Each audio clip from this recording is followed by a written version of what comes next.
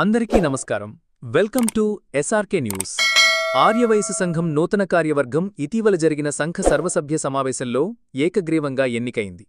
అన్ని పదవులకు సభ్యులందరి సమ్మతితో నాయకులను ఎన్నుకోవడం విశేషం. ఇది సంఘ ఐక్యతను ప్రతిబింబిస్తోంది.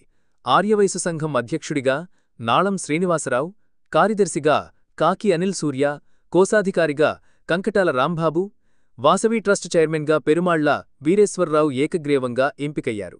ఈ సందర్భంగా నూతన కార్యవర్గం మాట్లాడుతూ, నిన్నటి రోజు జరిగిన కొవ్వూరు పట్టణ ఆర్యవైశ్య సంఘ సర్వసభ్య సమావేశంలో భాగంగా కొవ్వూరు ఆర్యవైశ్య సంఘం 2025-2027 సంవత్సరానికి గాను నూతన అధ్యక్షులుగా నాళం వీరవెంకట శ్రీనివాసరావు గారిని, కార్యదర్శిగా నన్ను అనగా కాకి అనిల్ సూర్య, కోశాధికారిగా కంకటాల రాంబాబు గారు, వాసవి ట్రస్ట్ చైర్మన్ గా పెరుమాళ వీరేశ్వరరావు గారిని సభ్యులందరి సహకారంతో పెద్దల ఆశీర్వాదంతో ఏకగ్రీవంగా ఎన్నుకోవడం జరిగింది.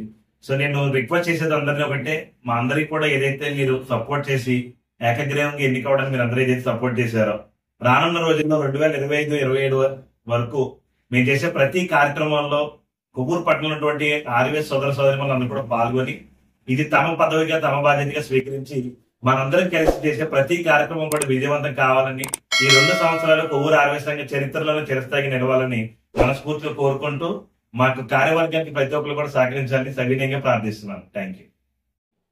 అందరికీ నమస్కారం. నా పేరు నాళం వీరవెంకట శ్రీనివాసరావు, కొవ్వూరు.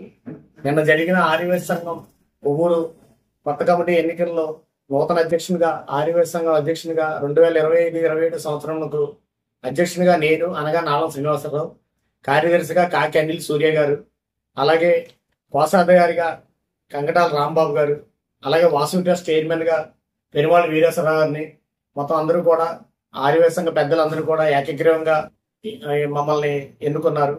అందుకని వారికి సభాముఖంగా ప్రత్యక్షంగా అందరికీ కూడా ధన్యవాదాలు తెలియజేస్తున్నాం.